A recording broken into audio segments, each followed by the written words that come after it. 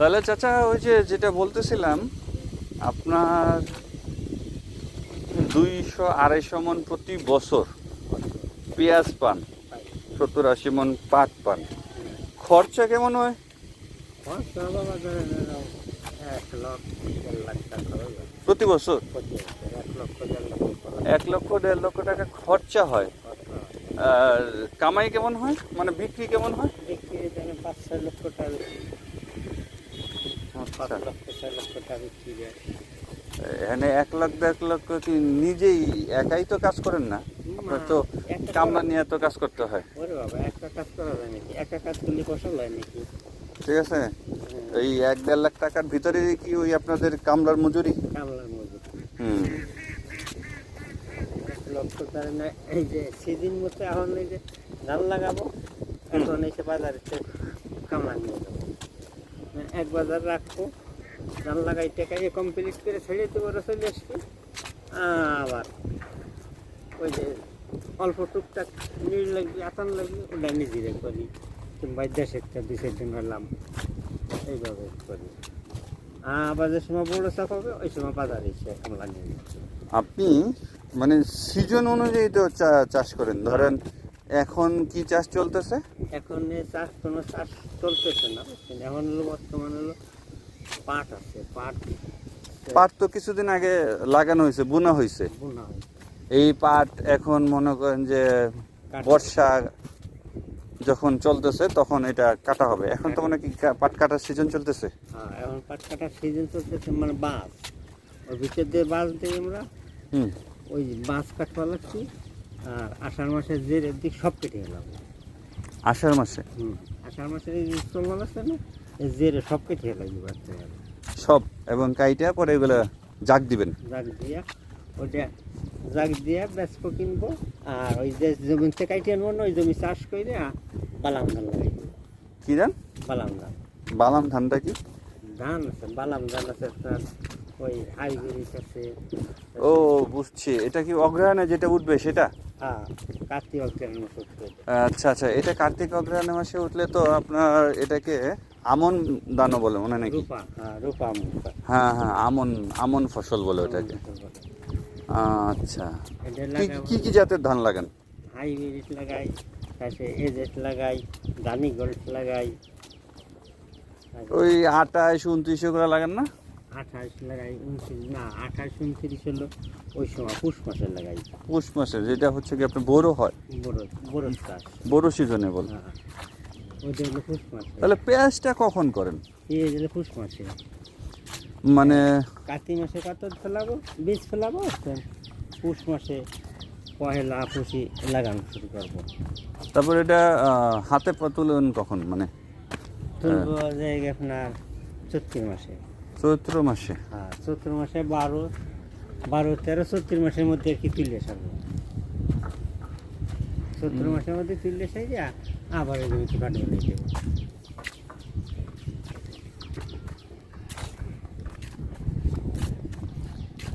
একই জমিতে তাহলে কয়টা ফসল হইতেছে আপনার?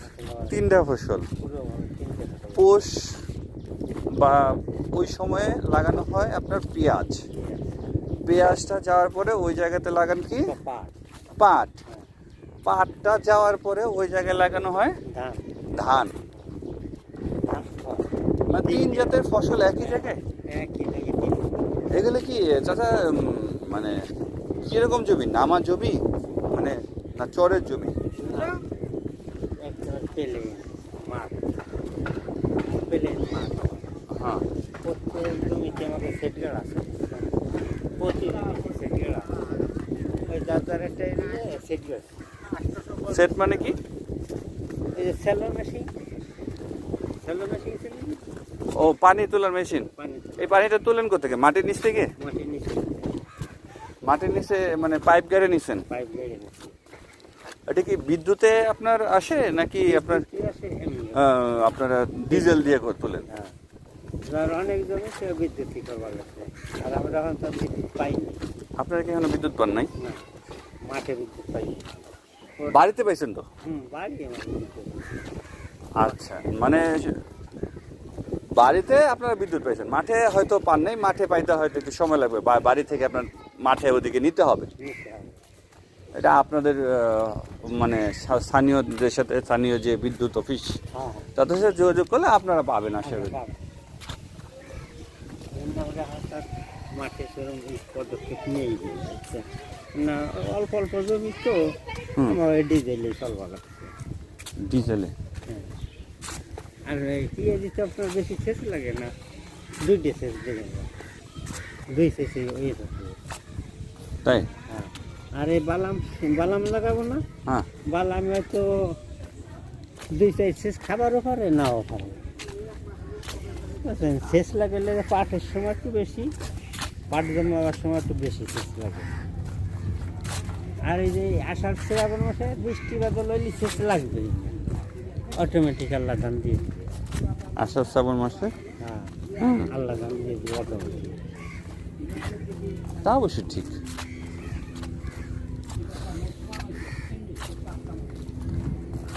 আপনার প্রতি কেজি পেঁয়াজের জন্য তাহলে আপনার মোটামুটি কিরকম খরচা হয়? এক মন এক মন পেঁয়াজ জমাইতে গেলে হচ্ছে না 500-600 টাকা খরচ হয়, 500-600 টাকা খরচ হয় এক মন প্রতি। এটার মধ্যে আপনার পরিশ্রম আছে, বীজ আছে, সার আছে, পানি আছে, সব কিছুই তো আছে এটার মধ্যে। সব কিছুই আছে। তো তাতে এটা যে তারপরে আপনার 500 থেকে আপনার হয়তো 1000, 500 থেকে 600 টাকা খরচ হয়। পরে কি এটা 1000 খানেক বিক্রি করেন এখন? এখন তো এই যে কলাম যে একেতে বিক্রি হয়েছে আপনার 1650 টাকা বেশি আছে এই হাটে কি 40 কেজি মানে এক মন? এক মন।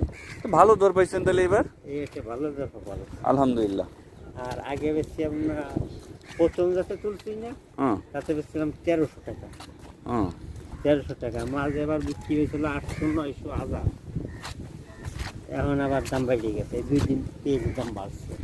এই যে এখন তো ভারত থেকে পেঁয়াজ আমদানি বন্ধ হয়েছে, এটা জানেন কিনা? হ্যাঁ, এই বন্ধ হয়েছে বলে বন্ধের কারণে আবার দর বাড়ছে, আপনারা দর পাচ্ছেন। হ্যাঁ। এটা যদি এই সরকার আর কিছুদিন যদি না আনে, হ্যাঁ। তাহলে আমরা পেঁয়াজটা ভালো দামে বিক্রি করবো। পেঁয়াজ এখনো আর কি পরিমাণ আছে বিক্রি করতে পারবেন? দেরি আছে, পেঁয়াজ আমার কথা ব্যস্ত হলো আপনার ওই নতুন পেঁয়াজ লাগাবো না, হুম। ওই সময় পেঁয়াজ ছাড়বো। পেঁয়াজ আমার কাছে ধরেন সারা বছরই থাকে।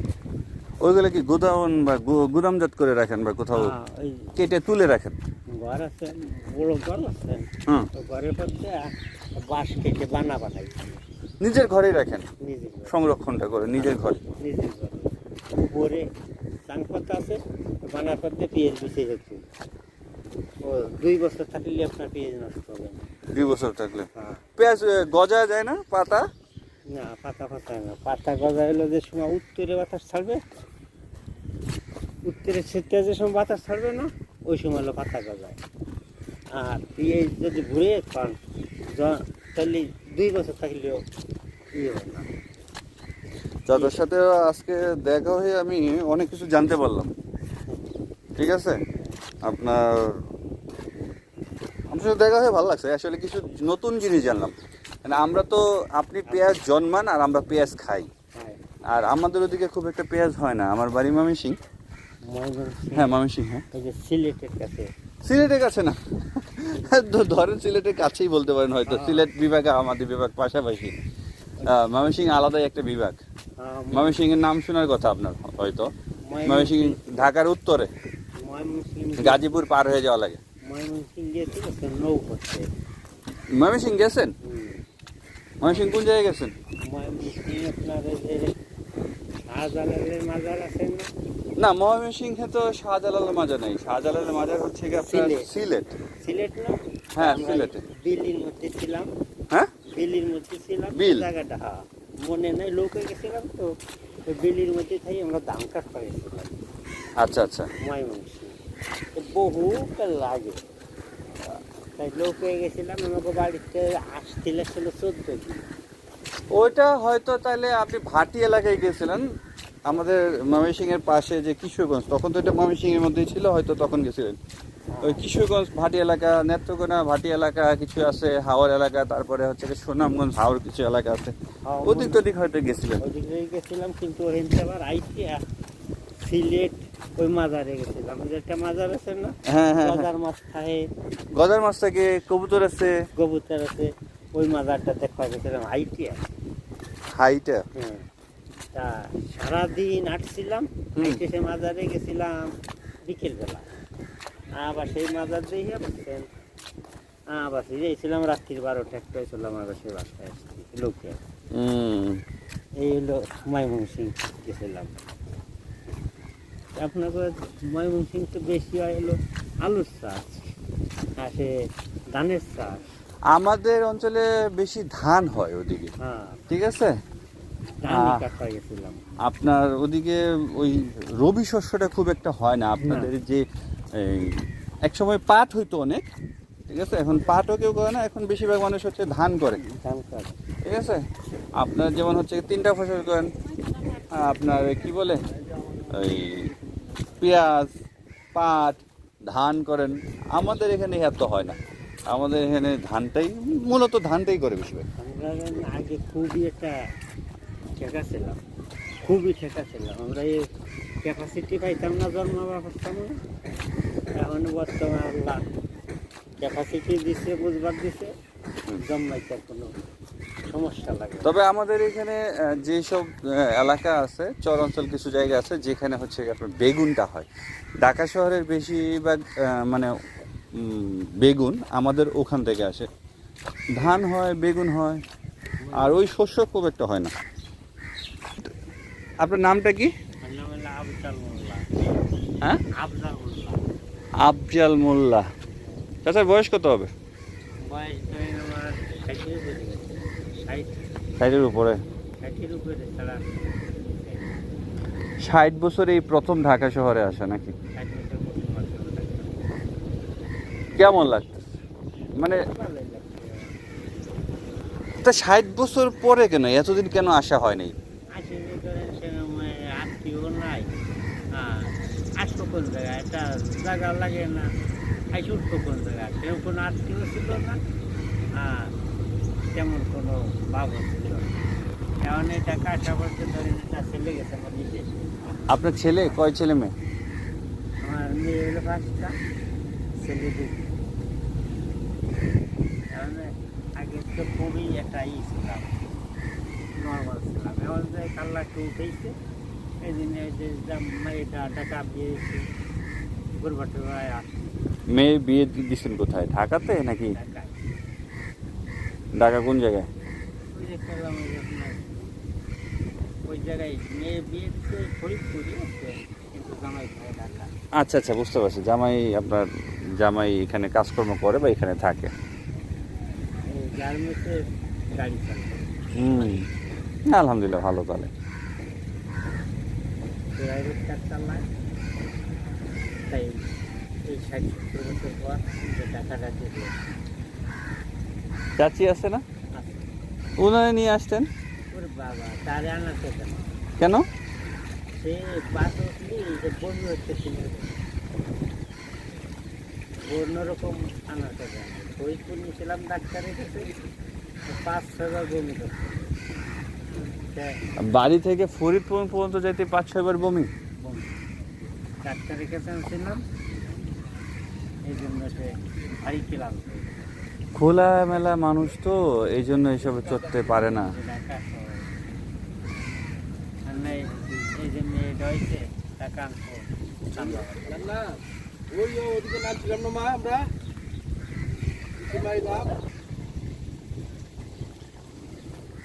চাচিরে তো তাহলে ঝামেলা, চাচিরে নিয়ে এসে আপনার পদ্মা সেতুটা দেখা নিয়ে যেতেন।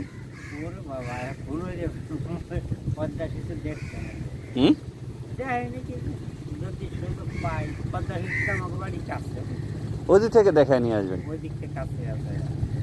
পদ্মা সেতু হলো আমার বাড়ি, বেশি সময় লাগে না, 1 ঘন্টা লাগে বাড়ি।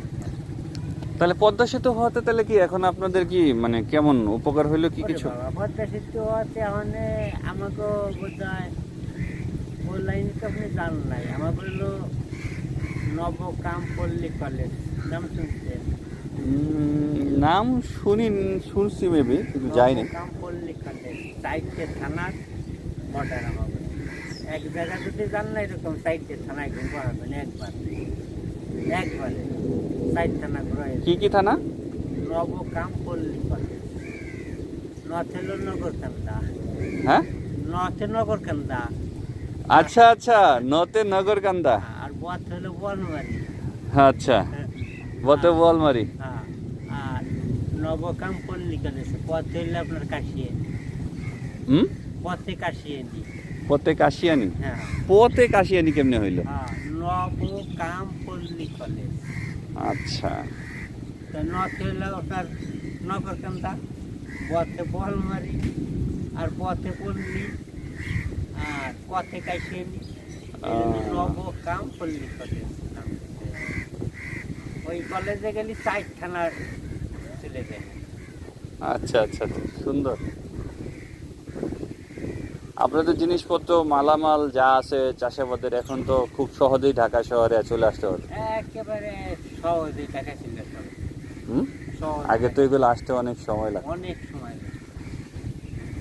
আগে যে আপনার একই রোড ছিল, আরিসই আসতে তো বললে যে আরিসই একই রোড ছিল, বিভিন্ন কোনো রোড ছিল না। এখন তো 2টা পথ যাতায়াত হয়ে গেছে। তো ওইটাতে যখন চালু হয়ে যাবে না তখন আমার দিনটা দিন দেখা ছিল। হুম, কোনটা চালু হয়ে যাবে? এই যে পদ্মা সেতু ব্রিজ, এটা চালু হয়ে গেলে দিন আসবার দিন। ভালো হলো তাহলে নাকি? চাচা, তাহলে আপনার এখন আপনি ওই যে যে কাজ করেন, যে চাষাবাদ করেন, এগুলোতে তো তাহলে মনে করেন যে আপনার দিন মোটামুটি ভালোই চলে আর মধ্যে সংসার। একটা ছেলে বাইরে আছে কোন দেশে? কাতার, আলহামদুলিল্লাহ, ভালো দেশে আছে। কাতার গেছে। ছেলেটা বাইরে, আরেকটা ছেলে বাড়ি আছে। এই আমরা টুকটাক এগুলো কাজ করি। আল্লাহ ভালো করছে। আল্লাহ খুব ভালো। তবে সবচেয়ে অবাক হলাম, আপনি প্রথম ঢাকা শহরে গতকালকে আসছেন, আর আমরা হচ্ছে ঢাকা শহরে আসছি খুব ছোট থাকতেই ঢাকা শহরে প্রথম আসি, কত কিছু দেখে ফেলেছি। প্রথমে আসলাম, এটা খুব ভালো হয়েছে। ঢাকা শহরের মজা প্রথম প্রথম হয়তো ভালো লাগবে, এখন এই যে আমরা ঢাকা শহরে থাকি এমন ভালো লাগে। ভালো লাগে না। ঢাকা শহর প্রাণ নাই, ঠিক আছে? আপনি যখন গ্রামে যাই, ঠিক আছে, তখন ভালো লাগে। ঢাকা শহরে এভাবে ভালো লাগে না। না, এখানে ধরেন এরকম গাইলে আমার ভালো লাগে। আমরা তো কৃষি করি। আমাকে এগুলো সেই কাম। আসবেন, মেয়ে বাড়ি আছে এখন, মাঝে আসবেন, ঘুরে দেখে যাবেন বিভিন্ন জিনিস। আসতাম না, ওই আসলাম, এই এটা বাচ্চা হইলো। বাচ্চারা দিয়ে হলো ওরা ভাই হতো। আমি যে এখানে পড় করি। তা বাচ্চার কাজ আমরা তোমরা খুবই ভালো। খুবই ভালো। কান্না ভালো। এই যে ডাক্তারে কি দেখে দিচ্ছে, কিন্তু এই চুল হইলে যে আপনার মেয়েদের চুল না, ওরকম ছেলে হয়েছে না মেয়ে? মেয়ে। ওই বিদেশে নিয়ে সমস্যা চুল সাদা। এটা আল্লাহর। এটা হলে সমস্যা নেই, আল্লাহ দিছে তোরা খেয়ে।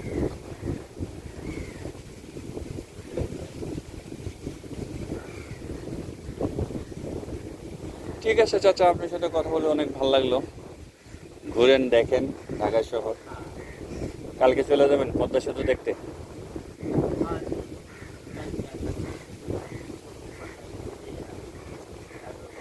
স্বপ্নের পদ্মা সেতু। বুঝলাম না, কি বললেন? 1 কেজি চাল বিক্রি হচ্ছে 6 আনা 7 আনা। সে সময় হলো আনার দিন ছিল। 1 কেজি চাল বিক্রি হতে 6 আনা, হ্যাঁ। 7 আনা। 7 আনা। এগুলো পাকিস্তান থেকে দেখতে হবে। হুম। তারপর যে সময় 501 টাকা চাইল হইলো, এই সময় হলো ভীষণ অভাব। এই জন্য যে সেই পাকিস্তান ফেরতেই লেখাপড়া বন্ধ হয়ে গেল। মা বাবা পড়াশোনা করলো না, হুম। আর আমি আর পড়া করলাম না। এই দুর্ভাগ্য আমাকে। আপনার ছেলেদেরকে পড়াশোনা করেছেন? না, আমার ছেলে পড়াবার পারিনি, বুঝছেন। পড়াবার পারি নেই, কিন্তু আমার বড় ছেলেটার কাজ শিক্ষা করছিলাম ওই লেখাপড়ির মধ্যে দেয়া, আবার দর্জি কাজ শিখে ফেলাইছে। আলহামদুলিল্লাহ। লেখাপড়ির মধ্যে তো দর্জি কাজ শিখে ফেলাইছে, তার মধ্যে আবার বিদেশে চলে গেল। সে লেখাপড়ি বেশি করবা পারে নাই, ক্লাস 6-7 সব পড়ে গেছে। আচ্ছা, যাই হোক। মানে ওই লেখাপড়ির মধ্যে ওই লেখাপড়ি করছে আর দর্জি কাজ ট্রেনিং গেছে, আর দর্জি কাজ পাকা হয়ে গেছে। হুম। ওদিকে আবার বিদেশের ফ্লাইট হয়ে গেছে, যা ওটা পার হয়ে গেছে। আর মাইজে ছেলেটা লেখাপড়ি করলো না, তো ওই ক্ষেত্রে আমার করবা লাগছে। ওই যা শিখছে আর কি কোনো রকম চলে। মাইয়ে কেটে আবার আমার লেখাপড়ি শিখেছে, বুঝছেন? প্রতিটা মাইয়ে আমার 8 পাস, 9 পাস প্রতিটা। বাহ। ওরা লেখাপড়ি করে ছেলে দুটো পারলাম মানুষ করলাম। তার মধ্যে ছেলেটা চলে গেছে, এখন কাতার গেছে, তার বেতন প্রায় 60-70 হাজার পাওয়া লাগে। এই দিকটা একটু শরীর চলছে। তো আপনার বাবার থেকে আপনার বাবার সময় ছিল অর্থের অভাব, অর্থের অভাব, এখন তো অর্থের অভাব খুব একটা নেই মনে হয় নাকি? অর্থের অভাব নেই, মানে চলে মোটামুটি ভালোই। ভাতের অভাব নেই। ওই যে বাবার আমার বলছেন, ভাতই আমরা তো এই দিন নেই, 2-4-5 দিনও না খেয়ে গেছি। তাই? 2-4-5 দিন ওই আটা দিয়ে নুঠানি রেঁধে খাইছি আমার জীবনে, আটা গুলাইয়া। তখন তো আটার দর কম ছিল, এখন তো আটার দরও বেশি। এখন আটার দর বেশি হইলে এখন 5 বস্তা কিনবা পারি, আর সে সময় সস্তা ছিল না, 2 কেজি কিনবা পারি। পাকিস্তান পিরিয়ডের কথা তো আপনারা জানেন না। আমি পাকিস্তান বিরোধীর কথা কিভাবে জানবো? আমার তো পাকিস্তান বিরোধীর জন্মই হয় নাই, কত পরে না জন্ম হইলো। আমি হলো পাকিস্তান পিরিয়ডে, সে সময় আমার বয়স হলো 12-13 বছর। তাই? 71 যুদ্ধের সময় আমি ট্রেনিং দিয়েছিলাম। 71 যুদ্ধে ট্রেনিং দিচ্ছেন? Training। যুদ্ধ করছেন? না, যুদ্ধ করিনি, ও, যুদ্ধ করিনি, ট্রেনিং দিয়েছিলাম আমরা। কিন্তু আমরা ওই গ্রাম্য ট্রেনিং, যদি আমরা ভারতে যে ট্রেনিং দিয়েছিলাম হ্যাঁ হ্যাঁ। তাতে কাজ দিয়ে গেছিল, ভারতে যাওয়া ছিলাম। তো তখন যে আপনি ট্রেনিং দিচ্ছেন, তখন 71 যুদ্ধের সময় আপনার বয়স কত? ভারতে 12-13। আর এখন তো স্বাধীনতার 50 বছর হয়ে গেল, তাহলে আপনার তো বয়স 70-এর উপরে চাচা। হ্যাঁ, আপনি যখন ক্লাস 5-এ পড়াশোনা করছেন তখন ওটা কত সাল ছিল অনুমান? পাকিস্তান পিরিয়ড ছিল, 70-এর আগে আর কি। আইয়ুব খান ছিল সে সময় রাজত্ব চালাইতো, আইয়ুব খান ছিল। হুম। যুদ্ধ তো মনে হয় সে সময় আপনারা জন্ম নেন। আরে না না, আমি তো ওই দিনের পোলা। আপনার হাঁটুর সমানের বয়স আমার না। সেই 71 সময় আমরা যুদ্ধটা খালি যদি আমি কাঠটা করে রাখি তাহলে আজকে কাঠটা করা আল্লাহ যা করে তা ভালো জন্য। করলে করবো, বুঝছেন? ওদিকটা এমন একটা চাপ আসলো, মুক্তিবাহিনীতে রাজাকার মারে আর রাজাকারে মুক্তিবাহিনী মারে, এইরকম একটা কাজ আসলো, বুঝছেন? এই জন্যই ভয় তো আমরা কতকে মুক্তিবাহিনীর নাম দেই না, রাজাকারের নাম দেই না। রাজাকারে মেরে ফেলায় মুক্তিবাহিনী, মুক্তিবাহিনীতে মেরে ফেলায় রাজাকার, এটা আনার জন্য হইলে বলে আমরা কিছু হবো না, আমরা যাচ্ছিলাম তাই তাই।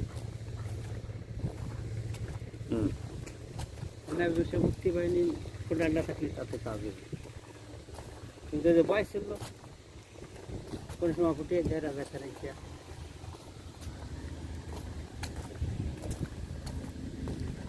আপনি তাহলে আইয়ুব খান, আইয়ুব খান তখন তো সামরিক শাসন, আইয়ুব খানকে দেখছেন?